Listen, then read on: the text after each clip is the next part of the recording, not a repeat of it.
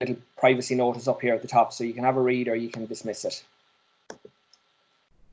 So, Gary, is your camera on there, and can you stick on your mic? Thanks, Gary. Just introduce Gary and the background of the interview first. So I'm going to break the interview down into 5 sections. A little bit of a background on Gary, some information about him as a player. Then we're going to delve into some of his personal life, work and play and all that sort of stuff. Unfortunately, he's getting closer to retirement than he is to continuing playing. So we're going to be looking at the afterlife. And then at the end, we'll have a little bit of fun. So just a little bit of context to all this. And myself and Gary met each other a good few years ago. And he was just somebody that I was really intrigued with. The way he taught and seen things was something that piqued an interest in me and something that I wanted to find out a little bit more of. But also he was a very generous person, especially to my son Rian and wife Anne. When they met him, he always made time for them. And Anne actually met his wife Bevan in a separate context where neither of them knew each other.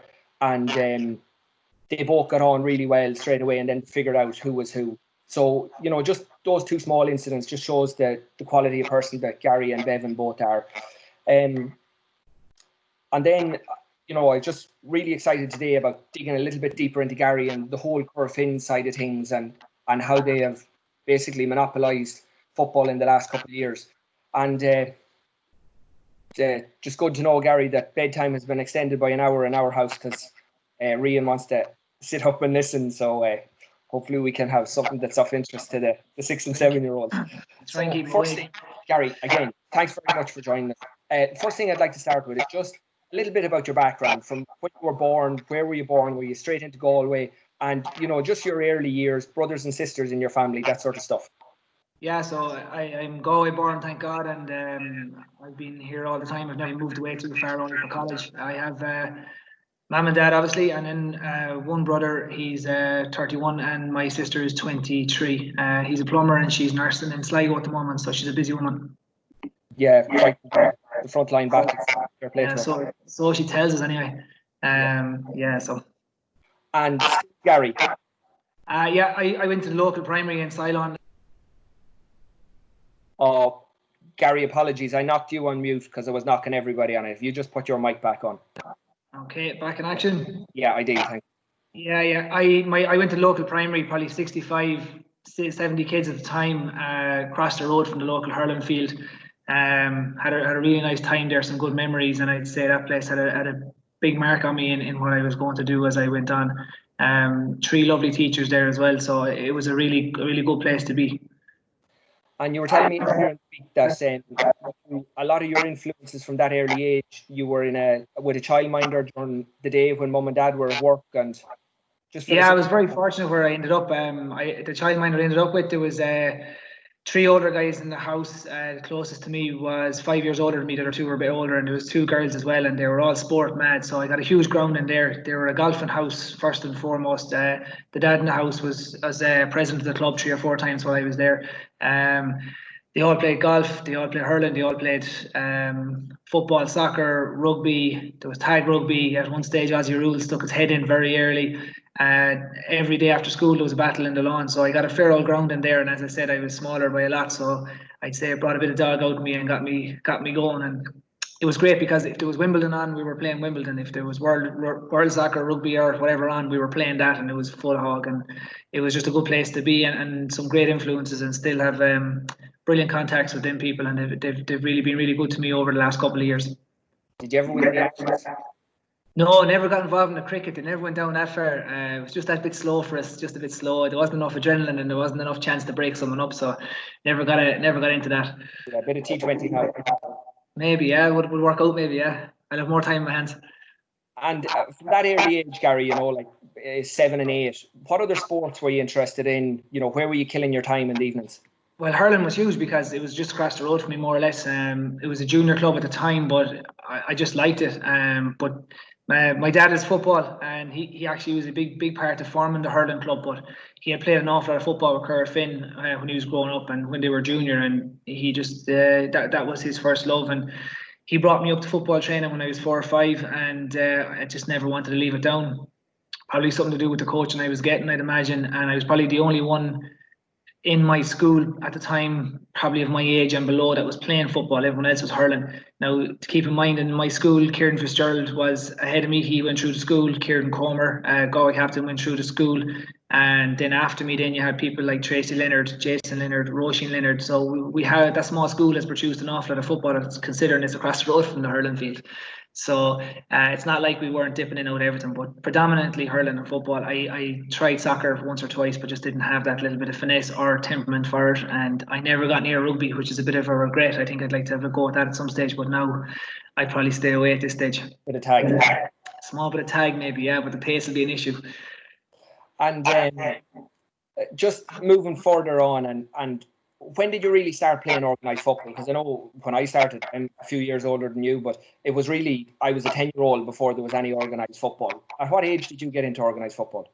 Probably that stage as well, I'd say. I was probably 8, playing under 10, that kind of way. We hadn't huge numbers. We had, my particular age group, we had maybe 22, 23 lads, and they came from under 6s up. So we were probably going to train 5 and 6, and then probably got into under 10 competitions locally and that kind of stuff around that. But we would have been playing plenty of matches among ourselves and doing all that kind of thing, and dipping in and out of the older age groups and getting plenty of access to it. But just, I think the actual organised game would have been probably under 10s, and then from there on out, then you were probably blitzes every Saturday morning. I can remember where we went back to all the local clubs, and they all had their own memorial tournaments going on, and they were great. And then from there on out, then it was very well structured and organised onwards. And I probably ended up always playing the grade ahead of myself as well, because my group wasn't particularly strong, but it gave us an opportunity to dip into the older lads and feel the burn and feel the heat of being with bigger fellas, and maybe the pace of it was much better as well. It gave us a great old opportunity to learn. And then into schoolboy. Was schoolboy hurling or football? Both. So I would have went to Jardet's. So once I left the local school, I went into Jardet's, which was obviously Mecca as far as football goes, and it was someplace I was very, very excited to go.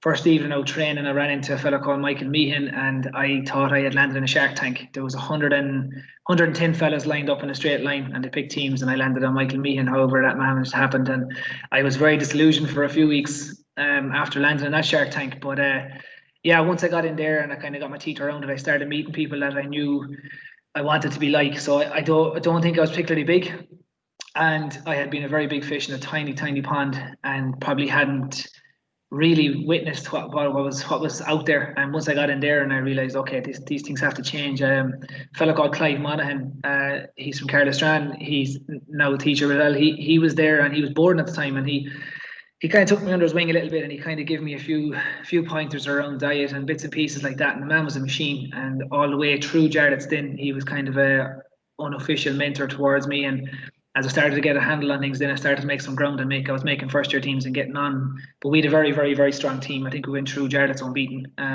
all the way along. And we had very, very strong teams at that time. So I was surrounded by excellent footballers, surrounded by guys that were driven and going forward. And that then spilled over into school as well, because them guys were doing it everywhere.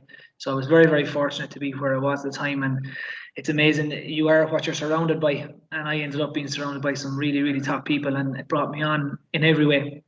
And I'm very fortunate to have met who I met through that system. And Gary, people probably don't realise that you started out as a defender. So, when you were there marking Michael Meehan, you were cornerback and he was corner forward. Yeah, so when I went into Jardet's, I was number 4, and all my way through Jardet's, I was number 4. And then we went down to, I ended up number 3 in my leaving cert year, all going fine. And then we landed below in Limerick till I met Declan O'Sullivan, and I got 20 minutes of an absolute scourging. And then I went from 3 to 4. So for the next, for Galway Minor, Galway Minor was number 4, and then I got moved out a little bit in the club, and I got number 7 from there on out, and I spent probably from 18 until 26 at number 7. That's where I played all my football defensively, and it wasn't until maybe I was 27, 28 I got moved up in the forwards with Corofin. So we were particularly strong defensively. We were keeping teams to 7 and 8 points up to a point. Then we were successful, and then we just didn't have scoring power to take on the Kilmacoods and the bigger teams at the time. So we had to make an adjustment, and I got pushed up to the forwards, and it was just a lease of life for me. Got pushed up to number 10, and a few bits and pieces got restructured around things, and all of a sudden I seem to have found a place where I was comfortable, and it just moved on from there, and I started playing some good ball. And Gary, I just want to jump back to, you referenced Clive there. what year was he in when you were in the first year? Clive was a year ahead of me. Yeah, a year ahead of me, and then he was just a brilliant fella. And was that something that was organic, or was it something that Charlotte's had in place? Yeah, it kind of fell that way. I think I just kind of gravitated towards him. I don't know, around the football fields and bits and pieces. Just a brilliant fella. He was one, and then there's other guys in my group there. Mikey Meehan obviously was a big influence, because you were looking at something that was just different completely. And then nice fella, and I was spending time with him around school and stuff. And there was other guys there. Damien Burke from my own club was exceptional as well. Again, he's the same age as Clive, and he buddied around with Clive. And I spent my time with Damien and learned a hell of a lot. Mike Comer was around at that time as well, and Fitzy, and these guys were huge influences. They didn't realise what they were doing, and I probably didn't either. But you were learning so much, and they were achieving. They were all hitting the markers. They were going under 16s, they were going Galway minors, they were Galway minors a year early, they were under 21s a year early, they were successful at their grades. And sure, this was only cannon fodder. This is what I wanted to be. So I was seeing what had to be done and how to do it, and I was being fed the information. So it was a fantastic place to be. Yeah, and we'll come back to that again a little bit, because it's a role that you're probably fulfilling within the club now yourself as well. But just going back to you being at 26 or 27 and that transition from defence to attack, was that just coincidental that you played a challenge match, or how did that actually come about? Literally played a challenge match. So we came back after, I don't know who we'd lost there with the county, and we came back and we had Castlebar in a challenge game. And we didn't realise at the time, but Castlebar were gathering ground and were starting to put a nice team together. So we played them in Corofin and picked the teams, and I kind of started half laughing because he put me up number 10. My father was involved in the management team. He hadn't said anything to me about it.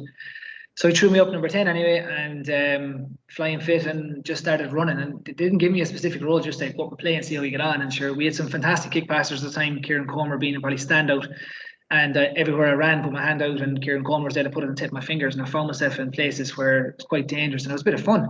And that's what it was then for the rest of the year. It was just fun. It was just literally run and Kieran will find you. And that's what happened. And it started to organically grow from there, I suppose. But very fortunate to have good kick passers around me at the time. And then I had some excellent forwards around me as well. Dave Morris was inside with Alan Donovan. We had some right good players that were willing to hold ball for a second to give you the chance to run off them. And sure, that made me look different altogether. And it was good. It was a really good learning thing. And then you started discussing lines of running and things like that. And sure, it was all new information. So it was very exciting, and it started to evolve and to grow from there.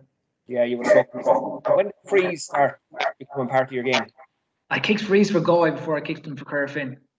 We played Kerry in the last round of the league in Galway, and I kicked a long diagonal ball into Mikey Meehan, and he caught it and turned and twisted his knee.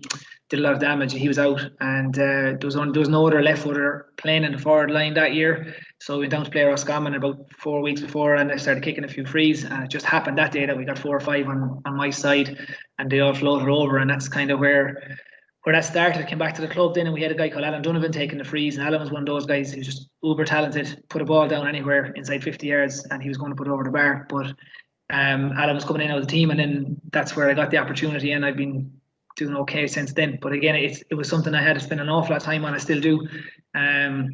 Some guys who take frees, they feel the pressure of it, and they feel all that kind of thing as a young lad, and they don't realise what the practice they're getting. I missed out on hours and hours and hours of that because I hadn't been kicking. I've been playing cornerback, and it's not really a free taking role. So it's something I spend time on. It's something I've had to go and educate myself a lot on, and did feel pressure with it originally, but it's a role now that I quite enjoy. Yeah, and can you just give us a little example of your purposeful practice? Because it's not just going out and kicking frees. Like you have a real method to the way you go about it. Yeah, so I don't have time, first of all, to decide to go kicking for an hour and just go belting balls around the place. That's not really what I was at. So because I was coming in late to the game, I had to go and educate myself very quick. So I had 2 guys beside me. Paul Joyce was around, and Mikey Meehan was there as well. So I went to Mikey first, but Mikey's on a different planet because he's kicking off the ground, and his range was twice mine. So he could give me some pointers, but they weren't helpful. Pádraig was kicking them off his hands. So I went to him and said, right, I need some help with this. And he gave me little bits. They were very, very small, but he stood with me a few evens and kind of gave me bits around what I should be trying to aim at and what I should be trying to do. And that's where the meaningful practice came from then. So I was trying to hit them things. So I was maybe kicking 50 balls and marking myself out of that, trying to get a little bit of body memory around my frees, because you know when you kick a ball sweet, you know from being in goal, you know when you've got your body shape right, you know when you're in a groove, and you're going to kick one perfectly, you'll probably kick the next 10 out of 11 perfectly as well. But I was trying to find that space and trying to find that place in my foot where I knew I was hitting it right, I knew I was getting the right thing. It took a while, But that's where the practice was. I was trying to find that strike where I knew I could be consistent with it and know I could go to it against the wind. I could go to it with the wind. I could go to it from wherever I was kicking, and just a lot of practice, really. A lot of practice and a lot of thought gone into it because I hadn't had the opportunity when I was younger. And those moments you're standing over are really important for you. What's going on for 2 years? Some lads would say not a lot. Yeah. Originally, I'd say when I was younger, when I started taking them, it would have been, oh Jesus, this free is going to mean a lot. It might put awful pressure on the team if I kick this wide. Jeez, I've missed one now a few minutes ago as well. Kind of looking over your shoulder a bit. Whereas now, I don't put any weight on them. I don't see them as being a big factor on how the rest of the team are playing. I don't really associate it with the rest of the game. If I kick it wide, it's gone. Move on. Try and get on the kick out and just reset for the next one. And again, I'm going back to the groove of trying to get into the meaningful practice and trying to get the sweet spot of my foot and trying to get the body language right. That's it. It's a learned thing. It just takes time. And I suppose when you do your research on it and you read up about Johnny Wilkinson and Dan Carter and these guys that were kicking all the time, they'd say they didn't put any weight on any individual ball. There was no ball more important than the next one or the last one. They were just trying to get their process right and get it over the bar. And I'd say a lot of the free takers out there, the really good ones, are probably doing the same thing. They don't really feel bad about missing one, and I don't think they get over elated about kicking one either. It's just a process they go through. At the end of the game, they might have a little tot up and see, oh, I kicked 7, or I kicked 8, or I kicked 10. But they're just focusing on the process of kicking that one at the time. And that's the biggest learning I've had over the last couple of years, and it's stood to me. It's been very helpful. Very good. And Gary, touching on your inter-county career, your senior inter-county career. So obviously you were knocking around always seen at a time when Mayo started dominating Connacht. Probably a few tough years there, a lot of managerial changes. Will you just give us a rundown of some of the managers you played under and maybe the difficulties that Galway were having at that time? So I won an under-21 Ireland in 2005, and then the likes of Finlay Hanley, Alan Burke, Mikey, a few more went directly in 2006, and they played championship. And I came into the end of 2006. Peter Ford had been our under-21 manager, and he had continued on to the senior job. And at the end of 2006, he came to me and said, "Look, you need to put on some timber. You need to get going." So he brought me in for a few training sessions, got me a program, let me loose, and more or less left it up to myself. A guy called Michael Comer then was in our club. He's our strength and conditioner now. He gave me a big help, and I got a bit of meat on. And I got back in 2007, and I made my championship debut. And we got bet by Westmeath in Galway, which was the start of a disaster for a few years. Then 2008, we won the Connacht final against Mayo. Tight one down in Castlebar, but a sweet one. And then after that, then Mayo started building, and we didn't. So we started losing a few of the older ones, the PJs, the Paul Clancy's. These guys, Joe Burton got a woeful injury in the middle of it, and just these guys were massive leaders for us, and there's a very young nucleus together, and we just didn't cope well with Mayo. James Horan came in then and just changed their format and the way they were thinking. They weren't thinking about Connachts anymore. They were now thinking at All-Ireland and elite level, and we weren't. So we just didn't cope with them. Took a few scutchings. Managers changed. Then we had Liam Salmon, who was one of the best ones I had. He was very much skills orientated, and it was a very enjoyable period. We came very close to Clip Kerry in 2008 in Crow Park quarter final with him. We had Joe Kernan in there in the middle of it. We had Tomás O'Flaherty, we had Alan Mulholland, and then I ended up with Kevin Walsh was the last one I had. So I had a fair roundabout of people, and there was a lot to be taken from all of them, and they all brought a different approach. But in the meantime, Mayo had consistency, and they had a group of players that were sticking tight together, and they gave us a couple of scutchings along the way. To be fair, it wasn't until 2014 or 15 down in Castlebar we broke that with Kevin, and that was a sweet one. That was as sweet a win as I had with Galway down in Castlebar, because they were, that stage, I think they had 5 Connachts in a row done, and they were just on their palms. Some of them had never lost the Connacht championship game at that stage, so it was good to do it in Castlebar too. Nice place to play, actually. Yeah, and then you finished up with Galway in what year? 2018. And what was the things around your decision to pull the pin at that stage? I suppose I had 11 or 12 seasons done. Kind of had to sit down at Christmas and have a look at the lay of the land and say, right, I can go back in and do another pre-season with Galway, heavy league, and then hopefully there'll be a space for me and I'd have enough done. Or I could take my time with this, really think about it, and give 3 proper good years to the club and hand back a thank you in some way to what has been done for me, and hopefully bring along a few more with me. So that was the decision. I had a great chat with Kevin Walsh about it, and to be fair, he brought some huge information to the table, because obviously he had done something similar. He had decided to go back and come and go and whatever. He was excellent, and made the decision very easy and very helpful, gave me all the information, very honest with me, and came back to me twice after to make sure that I was happy with things and all that, which was excellent. And then I just went back, and thanks be to God I did, because it just meant that I could go and be fresh for longer periods of the year for the club. And that ended up being a good decision in hindsight. And then a lot of instability with the Galway manager, but a lot of stability then with Corofin, with Stephen Rochford and Kevin O'Brien, and maybe just some of the qualities that those various managers. You talked about Liam Salmon bringing a lot of skills-based approach. So what have you taken from some of the managers you've played under? The Galway managers, well, I was very fortunate in Jarlath's. We had a guy called Father Oliver Hughes, and he just drove football so hard in Jarlath's, and he was skill-based as well. And he was very much, you win your own battle and you win that properly. There was a manly way to do it, and that's what was expected. So it was all about the challenge and the crash ball. And if you're playing corner back, you are taking that corner forward. And at the end of the game, you stand up and look at them and say, right, I held you to nothing, or I held you to a point, and that was your job. If you were playing full forward, your job was to kick scores. And that's the way the game was played. And it was a fantastic way to play it. When we came on to the Galway thing, then Liam Salmon, as I said, was one that stood out because he was skills based, and his training sessions were a lot around skills. But again, it was that type of training that we've done with Father Oliver, that it was full belt, full on, but it was a pace, and it was very enjoyable. Real Galway football, it was really enjoyable. And Joe Kernan then brought more. He brought a lot around the tackle. Was one of the big things that took out of him. He taught us a lot around the tackle and the individual part of it. Peter Ford as well was excellent. He brought Des Ryan with him, and Des Ryan brought a strength and conditioning level that we hadn't seen, or at least I hadn't seen. And he was excellent around nutrition. He was excellent around recovery. He was excellent around how hard you could push yourself, and an absolute gent on top of it. And you nearly feel sorry you didn't get under 10 seconds in the 400-meter sprints because you were disappointing poor old Des, and that's the way he was. He was phenomenal to deal with. Brilliant fella. Alan Mulholland had brilliant guys with him as well. Kevin obviously had brilliant. They all had something different. Tommaso Flaherty was a good guy to deal with. He trained us very, very hard, and he was very much a player's man. He worked very hard with us individually and tried to get us up to a level. And he brought us on a good bit at that time.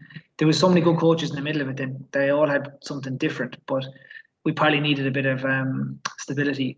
Then in 2013, when Roch came in, he came with a plan, and he started setting us up in a certain way. And that's probably when the number 10 thing really started kicking off for me, because he started moving things around a bit and started feeding ball out to the wings. And he started feeding a certain type of ball out to the wings. And it meant that I was one-on-one quite a bit. And that was just a dream.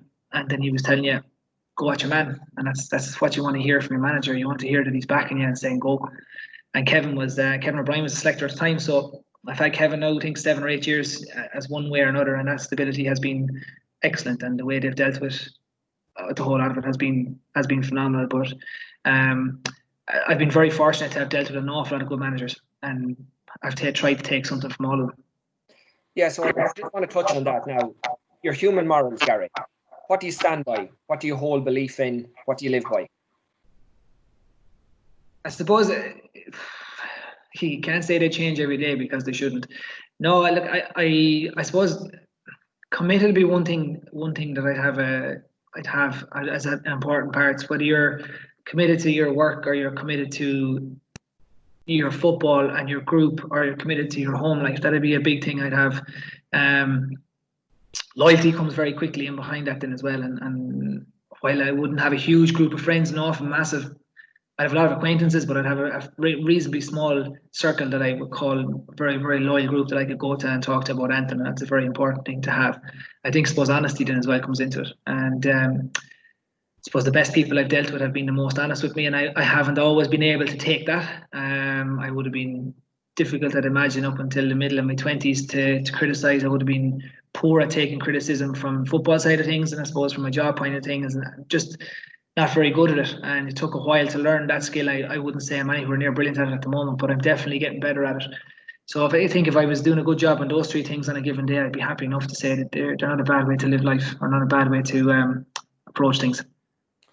And then your football philosophy, what does that look like?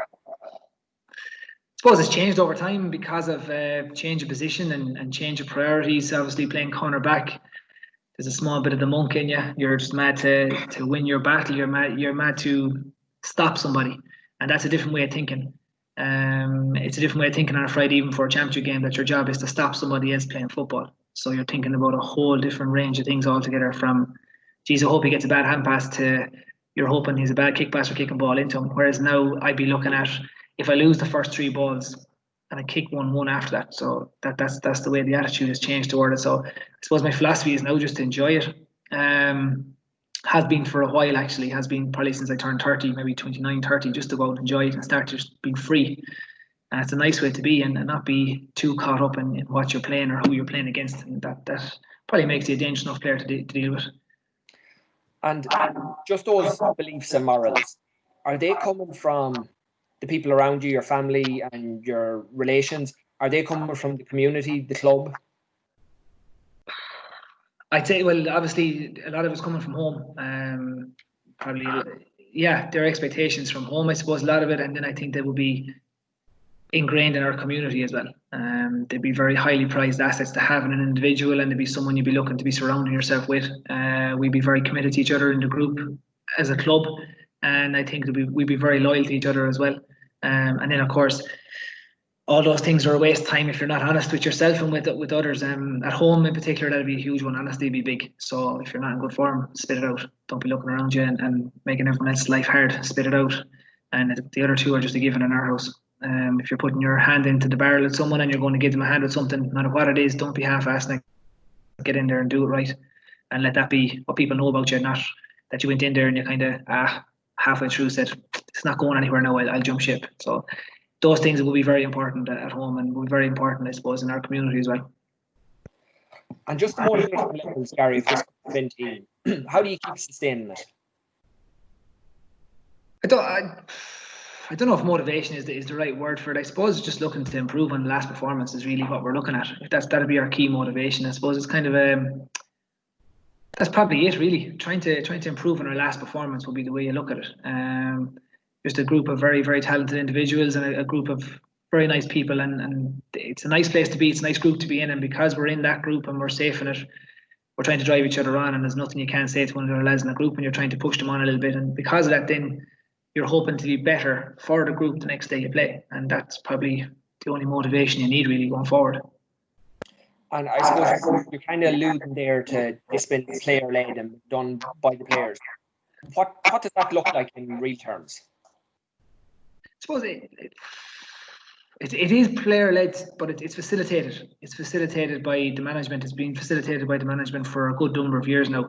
They create an environment by which we can do our stuff, and that's training sessions, and that's accountability, and that's information they give us, and that's given us.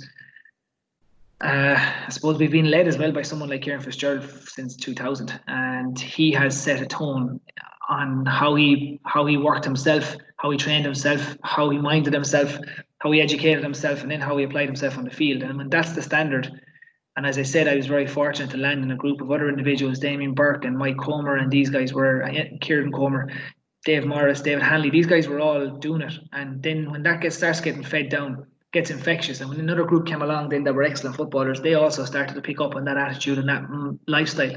And when that all comes together, then it takes a while to do, but when it starts coming together and these guys realise, okay, I can play football and I've got the other side of things right, and there's another few lads around me doing it, then you can start to go places. And I suppose if that's the definition of player-led, then that must be what it is. And Gary, can you tell me what a Corofin training session looks like? How many players will go there at the beginning? Well, we'll have to go at a certain time of the year, Jamie. So this time of the year, if we were training now, it'd probably be 7. So we probably would have 15. So when you take our Galway cohort out of it, lads that might have gone to America, lads that are doing whatever they're doing this time of the year, we might have 15, 16, and we'd be playing 7s probably, or be working on the specific skills, whatever. Once you get into championship time, then you're looking at having maybe 25, 26. You'd have your warm-up, you'd have maybe a small-sided game to get the energy up and get things going, and then depending on who you're playing, or depending on what you're aiming at, or depending on what specific skills we're trying to get honed and get to the top of the bill, that's what we'll be working on for the next two or three sets of drills and games. And then you might finish off with a conditioned game again to address the skills you've just after working through. Be all football based. Be very, very not very often we'd end up doing a mad running session or anything like that. Not very often at all. It'd be all ball based, and then you'd be hoping that not be hoping, you'd be expecting lads to put in a right good effort in the games, maximum effort, and then therefore they're getting their conditioning through that. And how many times has Kevin there? Is Kevin leading the whole show, or is he a couple other lads? The selectors are involved as well, so you might have saved 3 drills. You'd have Kevin might take one, so one of the lads might take the warm up, Mike might take the warm up, then you'd have Kevin might get involved in a drill and explain the drill, and then you'd have maybe 2 other selectors involved in that drill as well. There are specific roles in the drill, and then you might have another guy looking after the last drill. So you have a different voice every time, or at least you have a different variation of voice every single time, and it's keeping them interested, it's keeping them involved, and they're spitting out the same message to the group as everybody else, and it's all getting lined up, and it makes for an interesting session, because as I said, the change of voice can be as good as anything in the session.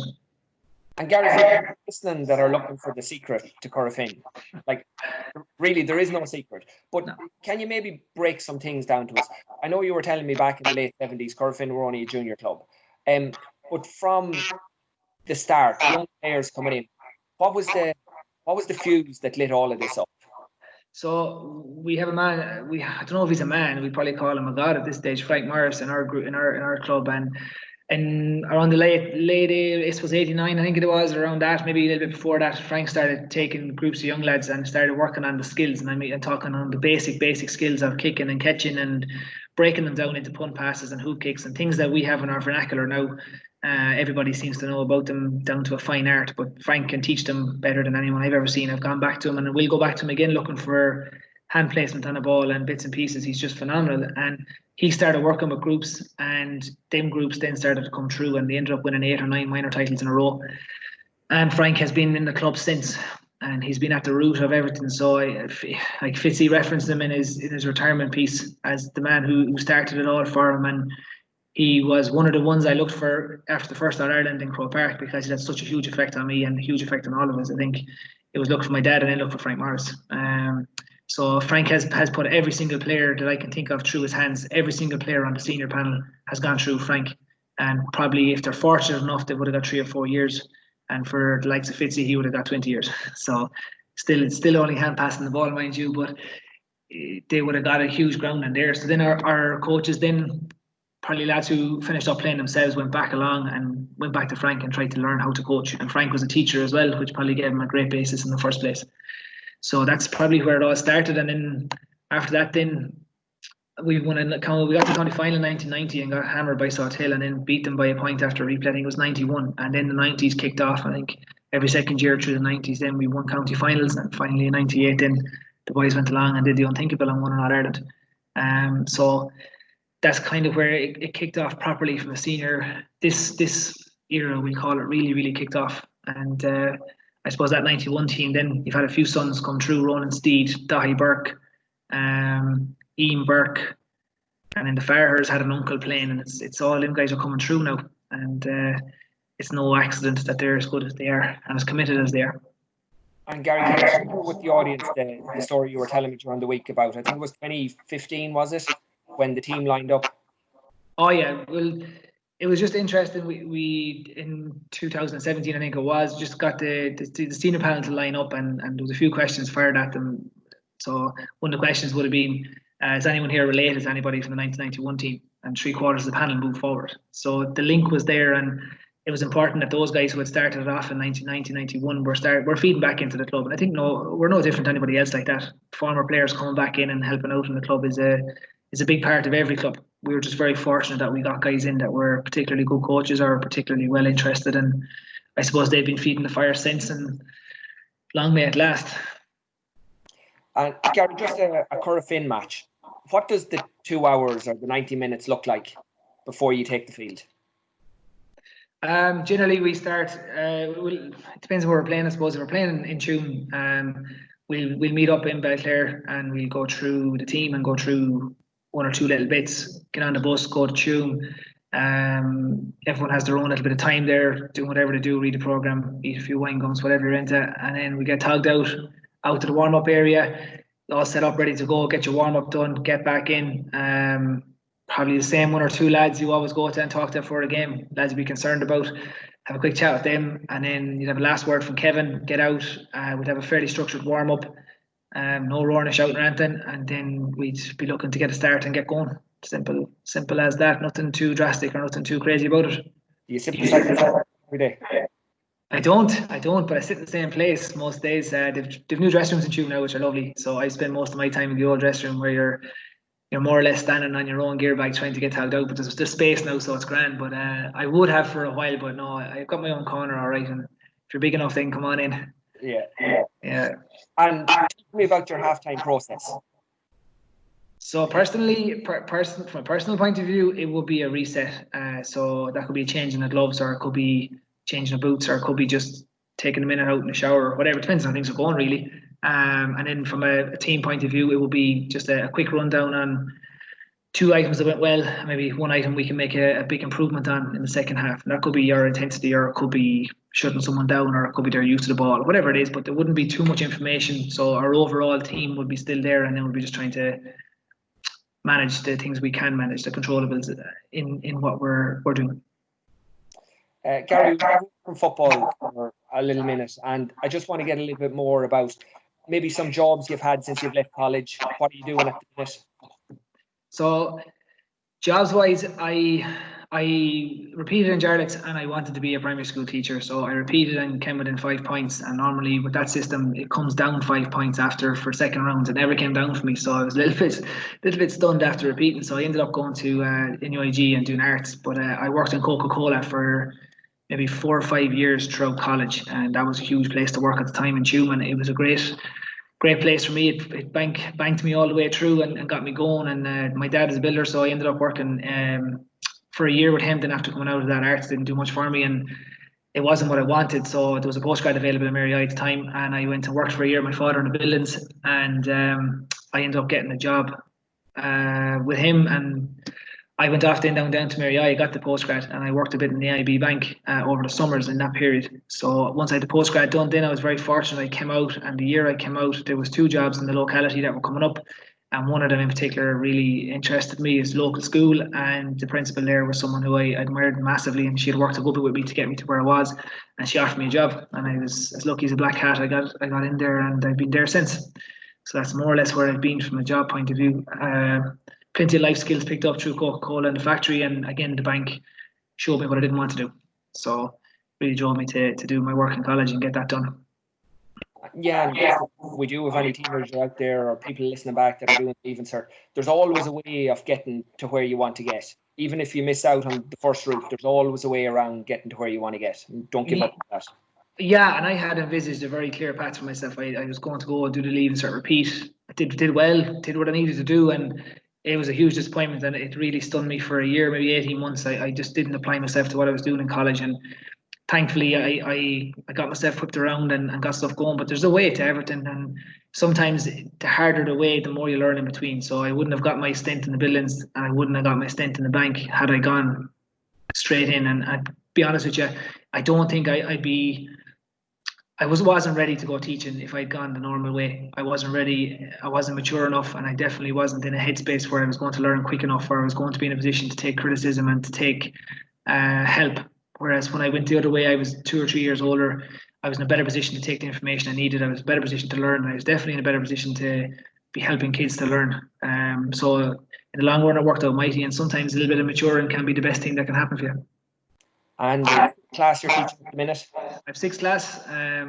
They're feeling very upset and very hurt at the moment about their last few months where they could terrorise me and the rest of the school being taken off them.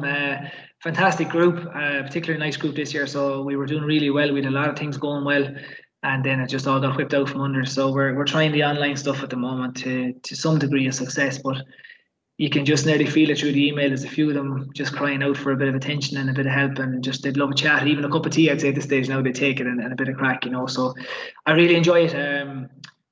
It's a great place to learn. It's a great place for me to I suppose to try things from a football point of view, from a coaching point of view, from trying to get information and to give information. It's a huge learning space for me, and something I like going to work. So I don't know what they say. You never work a day in your life when you like what you're doing. So there's never a morning I get up and I go, geez, I don't want to go in today. I genuinely enjoy it. And before anyone puts that in the chat group, I know I work only half a year, but I'm very busy for that half a year. Preempted that. Yeah, get it out of the way.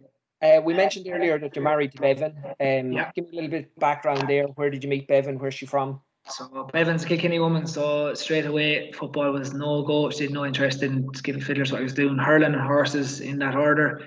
Met her in college in Limerick, and then once we left college, kind of kept in touch, and eventually got her to Galway in 2014 after quite the struggle. And we got married in 2016, and then we had Sice in 2018. So it's been a busy couple of years, but great person and a nice person to be around, and just huge rock and someone who gives me an awful lot of inspiration, an awful lot of help from so many angles, and was a big help to me in the last couple of years football wise, because she was able to take what I thought was a serious topic and make it into something that was just someplace I wanted to go to have fun, and that was a huge learning for me and a huge help. I think she commented to me maybe before she came to Galway, she used a couple of demands as women do, and one of them was that when I went into the Galway panel, I changed a bit. So she commented that the competition level went up a good bit, and my attitude and I suppose the amount of time I gave her changed a lot, and she didn't want too much of that. So I had to adjust a little bit, and I suppose that in doing that I relaxed, and in doing that then the football flowed.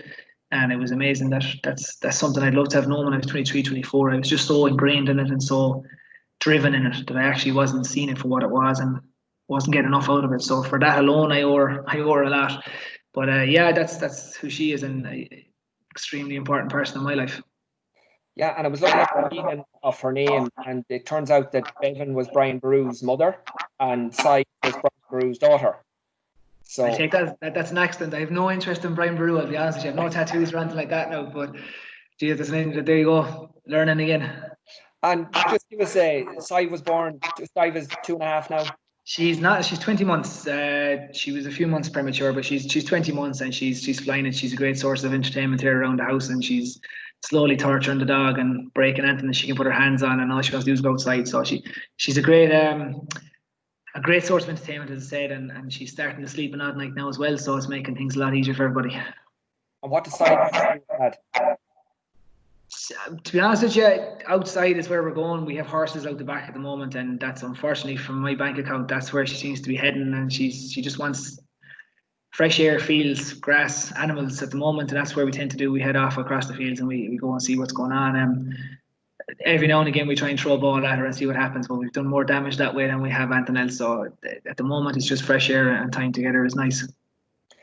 And you were talking earlier about the small circle of friends. How might some of those guys describe you? You'd have to get them sitting down first and give them a serious question. Some of them, I suppose the inner circle would say to me, I suppose the committed thing would have to come up again, and the loyalty. I'd like to think they'd say that about me, that if they rang me at 4 o'clock in the morning, that they wouldn't be left hanging, they wouldn't get voicemail or anything like that. I'd be honest enough with them too. If they ask me a question, they get it. They definitely get the answer, be it about myself or be it about them. And I'd expect the same back from them. I'd expect the same back. And I suppose there might just be the possibility of a bit of madness every now and again as well, whether that be a statement or whether that be a thought process on something that'll have to be in the mix there somewhere as well. I can think of one fella in particular who's got enough of that. He'd be able to throw it back to me. And Gary, what's been your proudest moment as a husband or a father? I suppose getting married is obviously a hugely proud day, and it's a start to something huge. And from there on in, the birth of my daughter is obviously the biggest thing. The only other thing that can come to mind is that 2018 was a very tough year for us, and just for different reasons, and in getting to stand in Paddy's Day in the middle of the field with the two of them was huge. And then for the panel to come out and just take a minute with us that was a big one. Yeah, that was a huge day. So far in a brief time, she's seen Croke Park twice on All-Ireland final day. She's doing all right for herself. So Gary, there was a lot of things at my house on that day when the camera panned to Bevan and Sice at the top of the steps just after the final whistle. Anne was very emotional about it. She thought it was, a really special moment for you. Yeah, well, it wasn't something that was planned or anything like that. It was I had enough to do to handle my own business on the field, but it just happened that where they were sitting, we were able to get to them fairly quickly, and it was nice. I suppose those days are the football is extremely important, and you have to get over the line or whatever. But there are also opportunities to give back to those that are giving us the time and the energy to go and do what we do. And the amount of hours involved in training and the amount of time I spend talking about it and the amount of pain in the arse I am around the house when things aren't going right. The families are soaking up all that. And then to get the opportunity to stand with them in Croke Park and just to take it in for a few minutes was different. And it's something that I suppose I won't say it made up for the time I missed, or won't say it made things easier. It didn't, but it definitely was a nice moment for us. On a light-hearted moment, what's an ideal date night with you and Bevan? An ideal date night. Where's Sice in bed? No. I'd say at the moment we're at a stage of life where quiet time is hard got. So if we get away for a few hours and maybe get out for a bite to eat, or get away for the cinema, or even head away to a friend's house for maybe a cup of tea and just a few hours of adult conversation where you're not trying to take someone's head out of a fryer or something, that is nice at the moment. Obviously it's not happening the last couple of weeks or whatever, but that can be nice. And I think for Bevan, going down home is a big one. Taking 2 or 3 days in Kilkenny is a real release for her. And I just kind of sink into the couch and hang around with her outlet for 2 or 3 days, and she goes and see her old mates and see her friends and stuff. And that's probably, I know it sounds strange, we're apart for the 2 days really down there, but it's actually as good a date night as you're going to get, and it's important time for her away from family too. What would you not put your name to, Gary? What would you not promote? You're making it sound like I'm promoting a lot of things, Damien. I'm not. I suppose it from the sporting side of things, the things like the proteins and all that kind of thing, I don't know if I'd be happy to put my name to an awful lot of those without knowing an awful lot about them. That'd be a big concern of mine. I think the social media aspect at the moment as well is deadly, because you'd have a few people coming on to you. You wouldn't do us a favour and throw it up there in your story, but there's a fair few bits and pieces there around even coaching and things like that. You'd be so careful about what you put up. There'd be a fair range of stuff I'd be quizzing before I'd go near them. But I suppose that kind of stuff, the protein and the coaching aspect and people being gung-ho to put your name to things is you're constantly watching for it and being careful. So there'd be a fair range. There'd be very few things I suppose I would put my name to. So we just go back into football and the afterlife, I suppose. Just from you and I'm 100% convinced you're going to go into football management, coaching, something. In your own head, what are the steps that you think that you'll make first whenever that day comes? Every now and again, I suppose you give yourself that 30 seconds where you go, geez, yeah, wouldn't you be grand standing on the sideline there in Croke Park and seeing a bunch of lads doing well? But then I've seen so much of it, and I've seen so much of it from, I suppose, a player's perspective mostly, but every now and again you take yourself out of it and you look at it and go, geez, that man on top of the room looks like he is under pressure. I don't know if inter-county management will be for me at any stage, but I this summer I had put a few things in place. So our current under-16 manager, I'd gone to him in February after the All-Ireland, and I said to him, look, I'm looking to maybe sink my teeth into a little bit of work. So I'd have my own thoughts and I have the ideas on coaching, and I have done a bit in smaller groups, and I've done occasional sessions with people. I just don't like doing them because you don't have a connection with the group, you don't know the people you're dealing with. I was going to work with under-16s for 6 weeks, and the idea of it was that I was going to put a template together, a couple of sessions planned up, and then at the end of the 6 weeks I had 2 guys who were going to critique me and go through what they thought went well and what didn't go well, and we were going to see if actually I could coach. And that was going to be I suppose it would have been a big moment for me in whatever I'm going to do going forward, because it would have given me a little bit of frustration, I've no doubt, because the group I was going to deal with, I know a few of them fairly well, and just looking at them frustrates me, to be quite honest with you. So that would have been a learning, and I think also taking the reflection from somebody else would have been a big part of it as well. So I lost out there, and it's something I'm going to have to set up again. I don't know. I think I'll have to go back into the club and cut my teeth and make the mistakes and learn. I don't know if adult coaching will be for me. I don't know. Not at the moment anyway. I'll have to go back to youth coaching and see, can I break down the skills and build on what I have from teaching at the moment. Probably 13 years of age is the oldest I'm dealing with at the moment, and to be honest with you, this time of the year, a 13-year-old can be a difficult enough individual to deal with. So put 30 of them together and try and motivate them and put them all together, and if I can do that and do it to a fairly good level, then we can see what I can do after that. And you were talking about model, Corofin had lined up for you as regards getting involved with the under-16s. Are there other people within the club that are doing similar stuff to that, mentoring those sort of players coming out of under-17 or under-18 to bridge the gap to adult football? Yeah, so it's interesting. As I said, we have a lot of former players gone back into the club. Aidan Donlan will be a big one of them. He has 11 county medals, I think it is, All-Ireland in '98. And he has done a lot of work. He's working with Frank a lot, so he's doing a lot of work around that. Our 17s and 18s they're different now than what we were. I would never have gone at 17 to one of the senior players and asked for information. I would never have stopped them walking off the field and said, what's going on there? What's training like? Whereas now they will. So we have that openness, and it's good for them to come and ask questions and that. So I went back of my own volition. I had gone to the 16 manager. I wanted that 6 weeks myself. I had looked for it. Other lads are going back in, doing sessions, and they're helping out where they can, when they can. And our managers in the club are very quick to come and ask questions and ask for help, which is a fantastic way to have things. We'll pop in this question here from William at the minute. Looking back at your career now, what was the one skill you would have liked to focus on more as a child? I was very lucky in that I was pushed a lot on all the skills, and I probably my right foot, I'd say. I think I shunned away from it a lot. Probably developed a lot of evasion skills to get me back onto my left foot, which was grand. But if I had the right foot and I have it a bit stronger, there's one or two guys now in our senior team there, and I'm very envious of them. They've come through the same system I've come through. It's just that they listened a little bit better and they allowed themselves to learn a bit better. I'm not saying I can't use it. I'm just saying that I'd love to be able to kick 3 points off it every day and have that in the locker. So I'd say the two-footed aspect will be something I'd love to have more of, for sure. And it's my own fault, nothing to do with the coach, and I got every opportunity.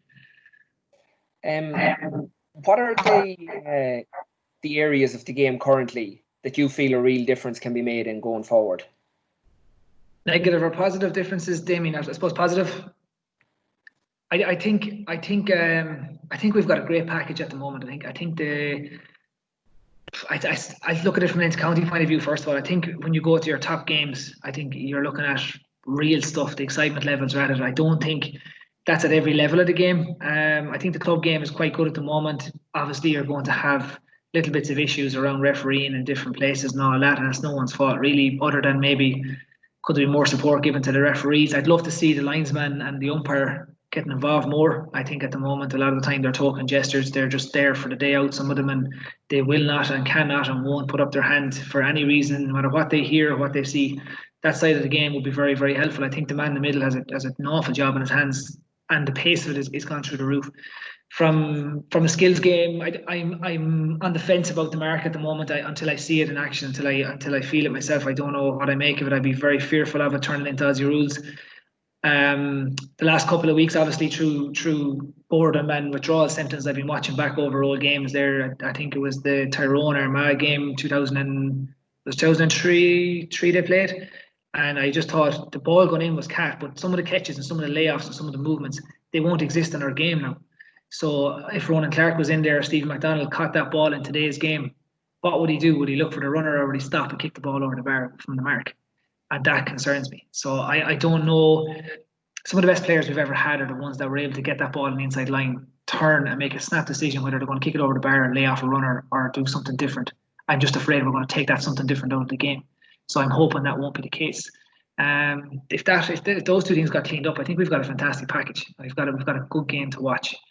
Maybe the only other thing is having to go forward inside your own 45 to stop the mass defences and bits and pieces like that. But it's not a big deal. But the other two, I'd have a little bit of a gripe about, right? Where do you think the game will be in 3 to 5 years? Going back to the mark, I'd be fearful of it. I'd be fearful that we're not going down the Aussie rules route. I'd be fearful that we're not losing, I suppose, that nippy corner forward. I'd be fearful that we don't change too much too soon. I don't know why the mark was added. I think the mark was probably needed 5-6 years ago when the blanket defence was so prominent and so destructive in the game, to a point it was killing so many games. It wasn't killing the biggest games of the year, but it was killing a lot more games. I think then the mark would have been helpful. I think this is a reactionary thing, and I don't think it's at the right time for the game at all. I think we've actually gone back to man-on-man in a lot of games, and that has made it more exciting. I think most teams now are trying to look at it from how high up the pitch can we push to get that ball back, rather than can we all sit back and not get beat by 5 points, which is great to see. So I hope to God in 3 or 4 or 5 years' time we're not looking at Aussie rules or a variation of it. I really hope we're not. I hope we're looking at something like the Mayo Dublin clashes over the last 2 or 3 years. You referenced earlier that you're continually learning and reading and following different forms of education, both as a human and a sports person. I know you read a good bit and you have a book on the locker. What's your current book at the minute?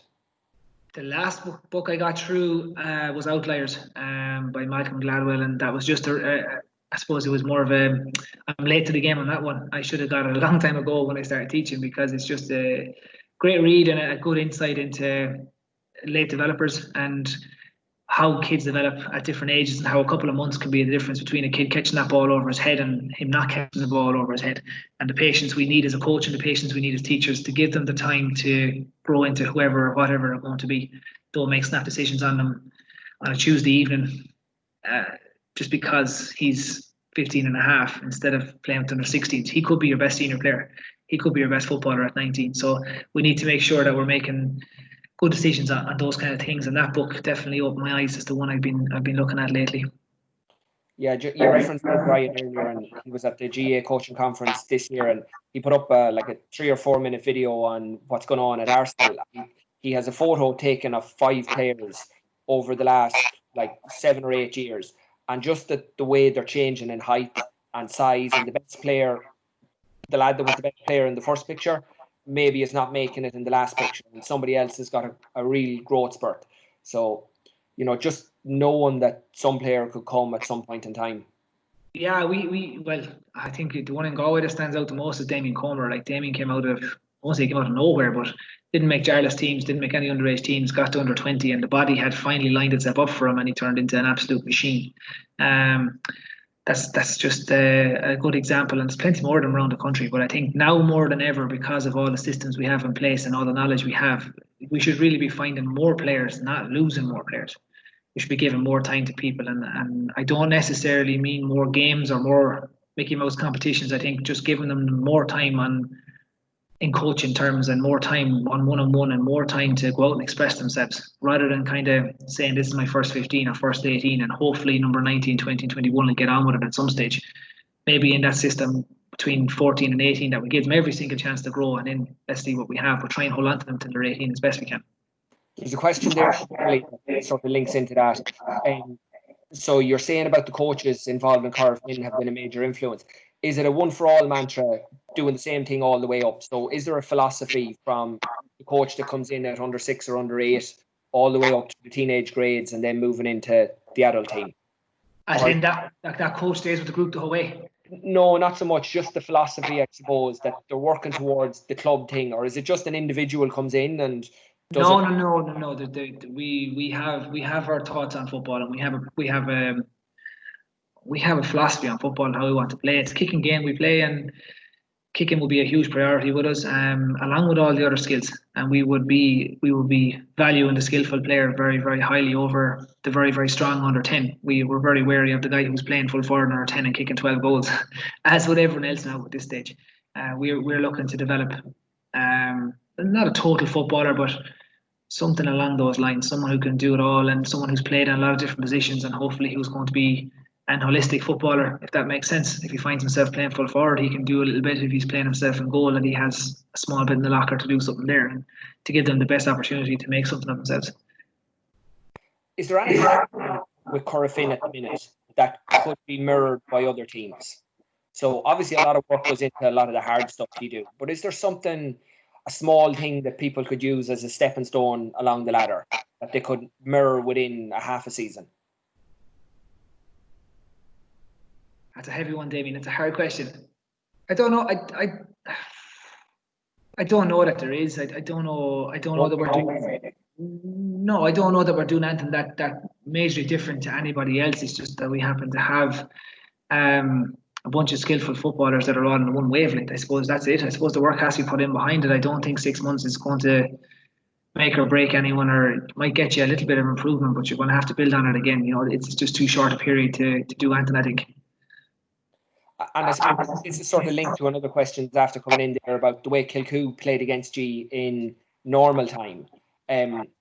So that was a great challenge, and ultimately you came across it and you won out. So it really made no difference. But just the way that they had set up and the way that they had caused you problems compared to the previous couple All-Ireland finals, where really you had it won after a few minutes. Yeah, we should have. We didn't play particularly well, and we were rattled. I'll be honest with you. And I think the last 15 minutes of it were probably our worst 15 minutes we've had in a long time in a game. And I think it came down to not a pressure to win, but I think we just lost a bit of shape, something we haven't done in a long, long time. And we've played against mass defences a lot.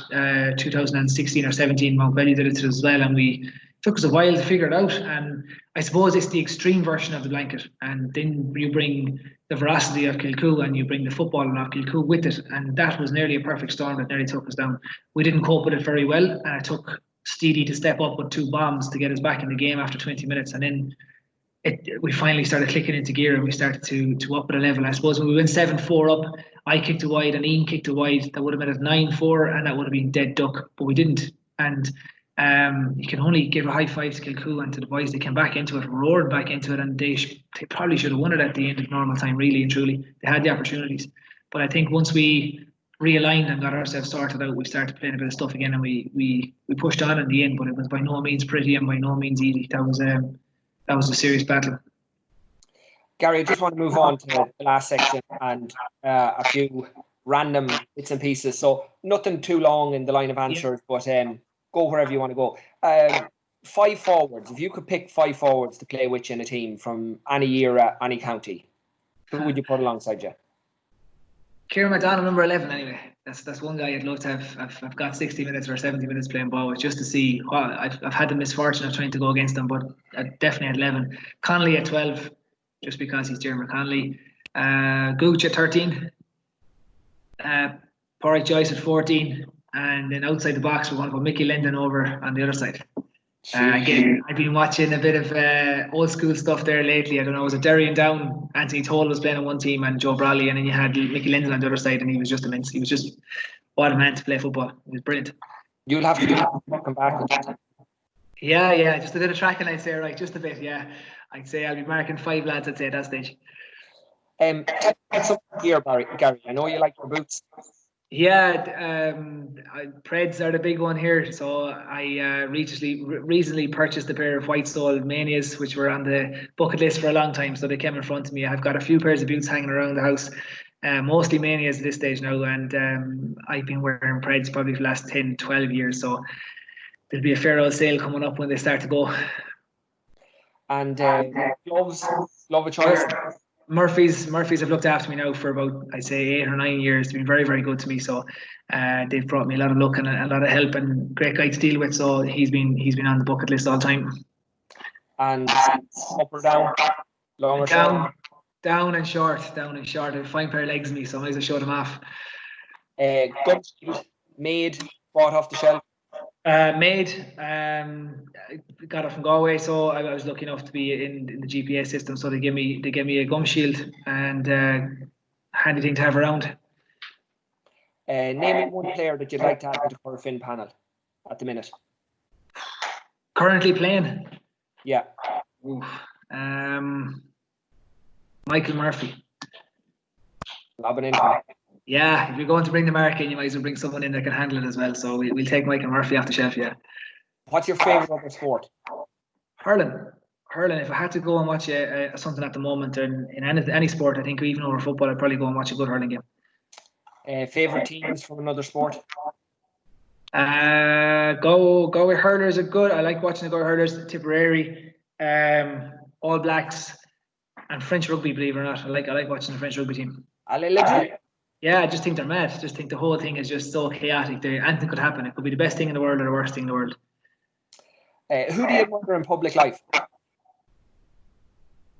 Given the current situation and given what we're looking at, I think the Prime Minister in New Zealand is a particularly impressive individual. I've watched a few of her news bits back, and even her social media is exceptionally impressive and just comes across as someone who's got it all together and someone who just has a set list of how things are going to go and sticks to it.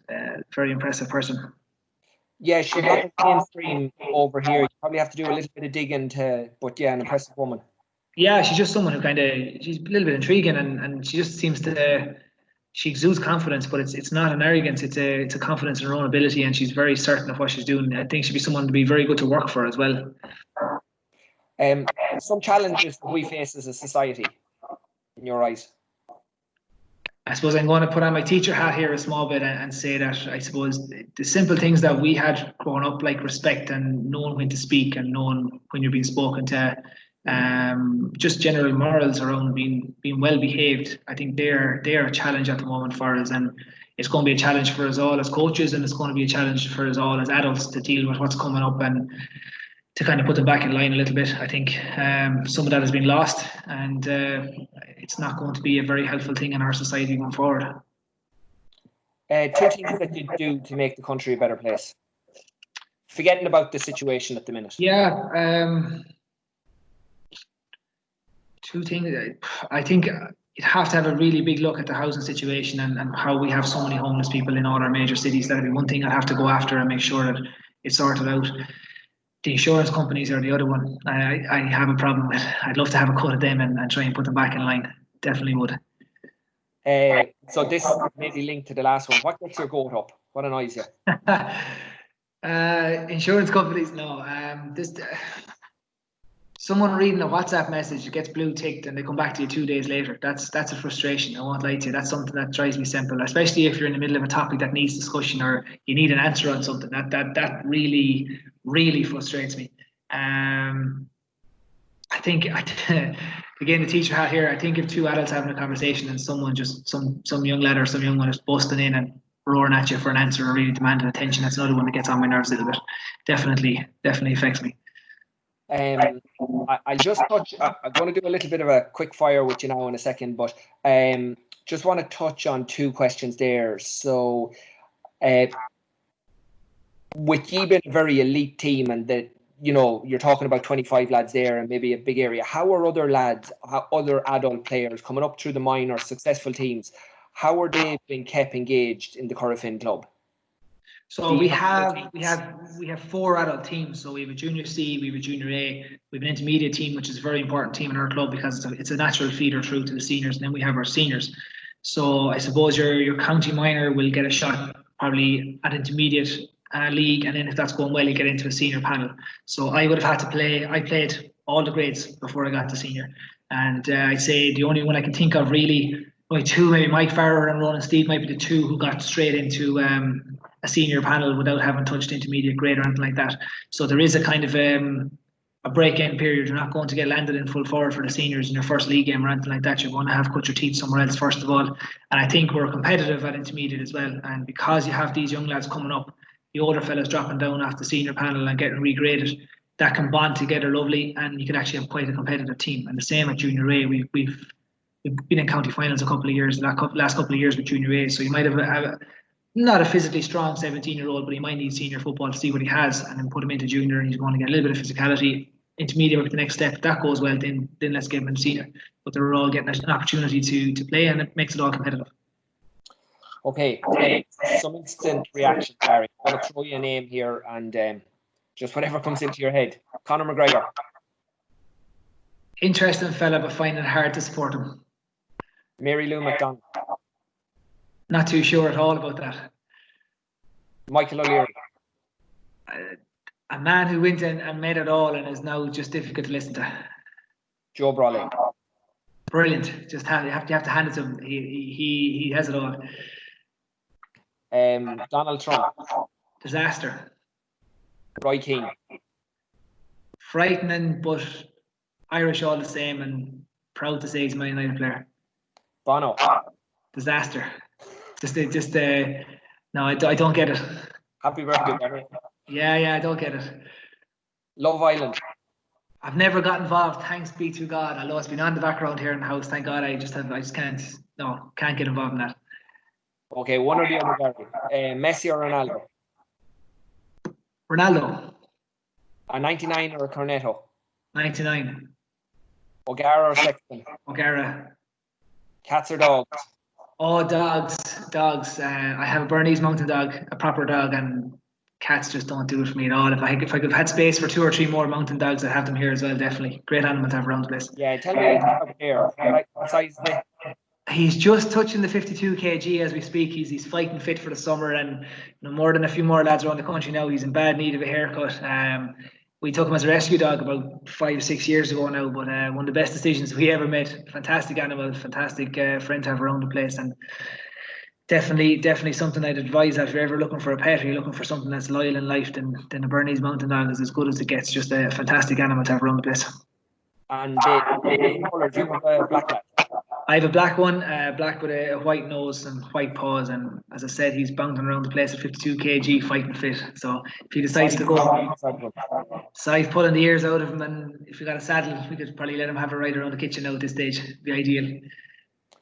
Chicken burger or beef burger? Beef burger. Drafts or chest? I'd love to say chest and sound intelligent, but it'll have to be drafts, I'm afraid. 25 or poker? Poker. Darts or pool? Pool. Ferguson or Keane? Ferguson. Simple as. Gary, thanks so much for your time. I really enjoyed it. Hopefully the people listening had an insight into you as a human on the first level, and then some insights into Corofin and what you're doing. We wish you all the best going forward with the year. Hopefully you can get back playing football. You can get yourself back to Crow Park again. Again, thanks for joining us, and good night. Thank you very much, Damien. Thanks, everybody.